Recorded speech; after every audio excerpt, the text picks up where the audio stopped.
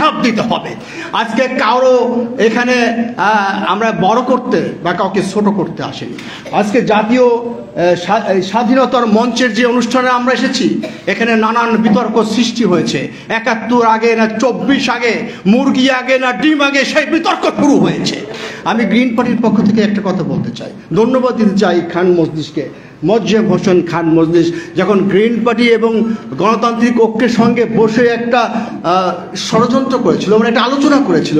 আগরতলা ষড়যন্ত্র না চকিরতলা ষড়যন্ত্র হয়েছে। প্রত্যেক দিন আমরা বলেছি স্বাধীনতাকে এখানে বিক্রি করা হচ্ছে। ২৪ আগে না ৭১ আগে সেই বিতর্ক তৈরি হয়েছে। সেজন্য আমরা যেই কয়েকজনের আলোচনা করেছি যে স্বাধীনতার মঞ্চটাকে স্পিডলি বড় করতে হবে, সেটাকে বিভাজন করতে দেওয়া যাবে না। কেউ তো বলছেন আওয়ামী লীগকে কালারফুল করছেন, কেউ তো বলবে বিএনপিকে কালারফুল করছেন। আসলে আমরা আওয়ামী লীগ বিএনপির পক্ষে না, আমরা জনগণের পক্ষে। কিন্তু সেই জনগণ কোথায়?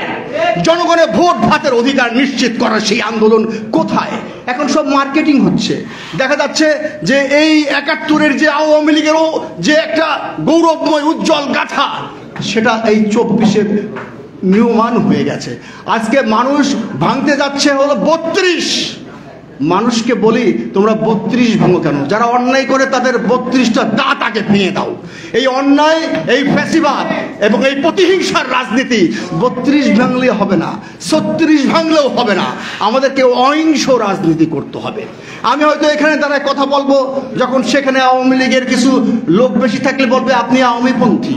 আমি যখন বিএনপির ব্যানারে কথা বলবো, সেখানে বিএনপির লোক বেশি থাকলে বলবে আপনি তো বিএনপি পন্থী।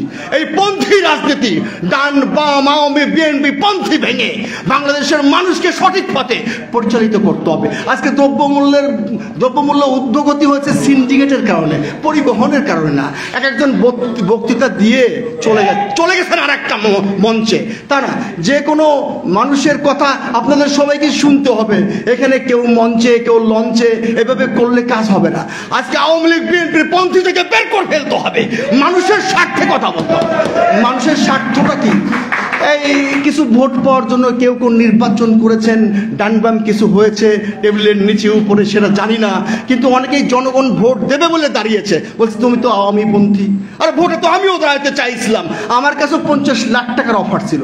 আমি বলছি এই জনগণের সাথে বিশ্বাসঘাতকতা করে নির্বাচন করতে চাই না। নির্বাচন সামনে আসবে, কিন্তু আর একটা আওয়ামী লীগ যদি আসে, আর একটা ফেসিবাদ যদি আসে, জনগণের আশা আকাঙ্ক্ষার প্রতিফলন কিন্তু ঘটবে না। আজকে ছাত্ররা বলছে যে আমরা এখন রাজনৈতিক দল করব। ছাত্ররা রাজনৈতিক দল করবে। ডক্টর ইউনূস বলেছে যে এটা ছাত্ররা আমার এমপ্লয়ার, ওনারা আমাকে বসাইছে, চাকরি দিছে। কিন্তু এটা ভুলে গেলে চলবে না। এই আন্দোলন শুধু ছাত্ররা করেনি, ছাত্রের বাপ, ছাত্রের শিক্ষক, ছাত্রের মা এবং সেই সাথে রিক্সাওয়ালা, চাওয়ালা, চা শ্রমিক, সাধারণ মানুষ, মেহনতি মানুষ, খেটে খাওয়া মানুষ এই আন্দোলন করেছে। এই আন্দোলন মানুষের মুক্তির আন্দোলন। এখানে বিভাজিত করে রাজনীতির ব্যবসা করতে দেওয়া হবে না। আপনারা বলেন বঙ্গবন্ধু দেশ স্বাধীন করেছে, কে বলছে জিয়াউর রহমান ঘোষণা দিয়েছে। যার যার অবদান স্বীকার করলে আপনার অসুবিধা কি? আমাদের যাদের স্বাধীনতার পরে জন্ম হয়েছে, আমি তো ৭০-এ জন্ম, যার বয়স ৭৫-এ ৮০-তে, তাকে আপনি মুক্তিযোদ্ধা বানিয়ে ফেলছেন। স্পর্ধা কত বড়! ভাতাও নিচ্ছে, কেউ কেউ ভাতা পাচ্ছে না। বাংলাদেশের মুক্তিযুদ্ধ, বাংলাদেশের স্বাধীনতা এবং বাংলাদেশের রাজনীতিকে নিয়ে কোনো ব্যবসা করতে দেওয়া হবে না। গ্রিন পার্টি সেটাই বলে। আপনারা যদি হাত উঁচু করে সমর্থন জানান, আপনারা কি সেটা চান জনগণের স্বার্থ নিয়ে কাজ করতে চান, নাকি রাজনীতি বিক্রি করতে চান? আজকে যারা লিজেন্ড, যা মানুষের কাছে তার নেতৃত্ব বিক্রি করে, আজকে কলিমুদ্দি আসলে সলিমুদ্দি আসে না, একজন মারা গেলে তার জানাজায় কেউ যায় না। এই রাজনীতি আমরা চাই না। গ্রিন পার্টি বলেছে মোয়াজ্জেম হোসেন খান মজলিসকে, আসেন বাংলাদেশের মানুষের স্বাধীনতার সংজ্ঞা আমরা পরিবেশিত করি। আজকে যদি স্বাধীনতার সংজ্ঞা এইভাবে কলঙ্কিত করা হয়, ৭১কে তো মুছে ফেলতে চান, কোনোদিনও পারবেন না। ৭১কে মুছে কখনো ১৭ উচ্ছেদ করতে হবে আগে। ৭১-এর উল্টো হচ্ছে ১৭।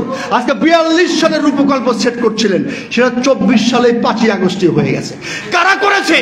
এটা কি বিএনপি করেছে? এটা কি জাতীয় পার্টি করেছে? এটা এই দেশের মানুষ যারা মানবাধিকার লঙ্ঘন হচ্ছিল, এই দেশের মানুষ যখন দেখছিল পালাক্রমে সে এই দেশকে অপশাসন করছে, দুঃশাসনের পাথর চেপে বসে মানুষকে হত্যা করবার চেষ্টা করছে। এটা একটা আওয়ামী রেজিম বলতে পারেন, কিন্তু ক্ষমতায় আসার জন্য কোনোদিন কি দেখেছেন কোনো দলে সেকেন্ড ম্যানকে সামনে আগায় দিয়েছে?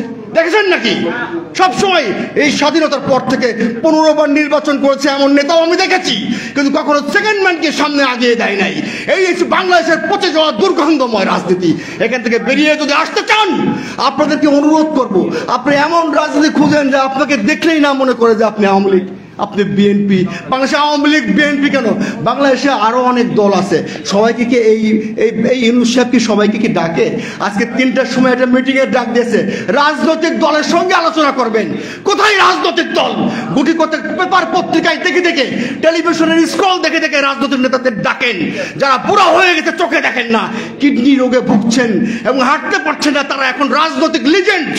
কিন্তু বাংলাদেশের তরুণ নেতৃত্বকে বিকাশ করবার জন্য সরকারের তরফ থেকে কোনো প্রচেষ্টা নেওয়া হয়নি। আমি মনে করি বাংলাদেশের 18 কোটি মানুষ না, 20 কোটি মানুষ, এখানে নতুন নতুন নেতৃত্ব তৈরি করতে হবে। আজকে আপনি বাড়িতে যখন বেড়াইতে গেলেন, আপনার স্ত্রী বাড়াইতে গেল, আপনি বাসার দারোয়ান কাজের মেয়েকে বললেন রান্না বাড়া করিস। একটা আপদকালীন সময়ে যেই ছাত্ররা আমাদেরকে বিপদ থেকে রক্ষা করেছে, সেই ছাত্ররা বলে আমরাই দেশ চালাবো। কেন? ছাত্রের চাচারা কি করেছে, কি অপরাধ করেছে? যারা 15 বছর ধরে আক্রমণের হামলা মামলার শিকার হয়েছেন, তারা কি অপরাধ করেছে? তারা কি সবাই বিএনপি করে না আওয়ামী লীগ করে? বাংলাদেশে আরো 100-150 দল আছে না, তাদের নাম বলতে, ভাসুরের নাম বলতে আপনাদের লজ্জা করে না? আপনারা বাংলাদেশের তরুণ নেতৃত্বকে যদি প্রতিষ্ঠিত করতে না পারেন, আপনাদের অস্তিত্ব ভবিষ্যতে আস্থা করে নিক্ষিপ্ত হবে। আমি বক্তব্য এখানে শেষ করব। বক্তব্য দেওয়ার জন্য এখানে আসেনি। বাংলাদেশের পচে যাওয়া রাজনীতি দেখতে দেখতে আমি আপনাদের ভেতরের যে স্ফুলিঙ্গগুলো আছে সেগুলো জাগিয়ে তোলার জন্য আজকে বক্তৃতা দিতে এসেছি। আজকে লিজেন্ড খুঁজতেছেন আপনারা। এই যে প্রথম মারা গেছেন, কেউ বলছেন দ্বিতীয়বার মারা গেছেন, বা এর আগেও কেউ মারা গেছেন। স্বাধীনতার প্রথম যিনি মৃত্যুবরণ করেছেন, যাকে হত্যা করা হয়েছে, যিনি শহীদ হয়েছেন, তার ছবি দেখে আমাদের বাচ্চারা বলে বোম্বের নায়ক। সেই লজ্জা! তাকে রাষ্ট্রভাবে কেন পরিচিত করানো হয় না? বই পুস্তকে তার ছবি নাই কেন? এরকম আরো অনেকেই আছে।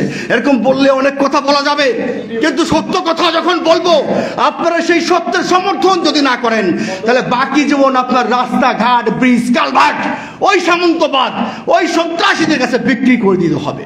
তাই নেতৃত্ব বিকাশের জন্য আপনাদের উচিত হবে সঠিক নেতৃত্ব খুঁজে বের করা, যারা চামচামি দালালি করে না, অন্ততপক্ষে যারা নির্লোভ, সৎ এবং যোগ্য শিক্ষিত, তাদের পিছনে আপনারা থাকেন।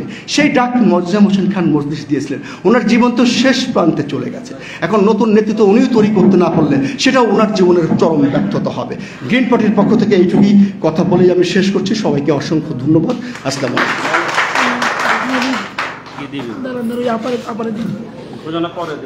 এখন আপনাদের সামনে বক্তব্য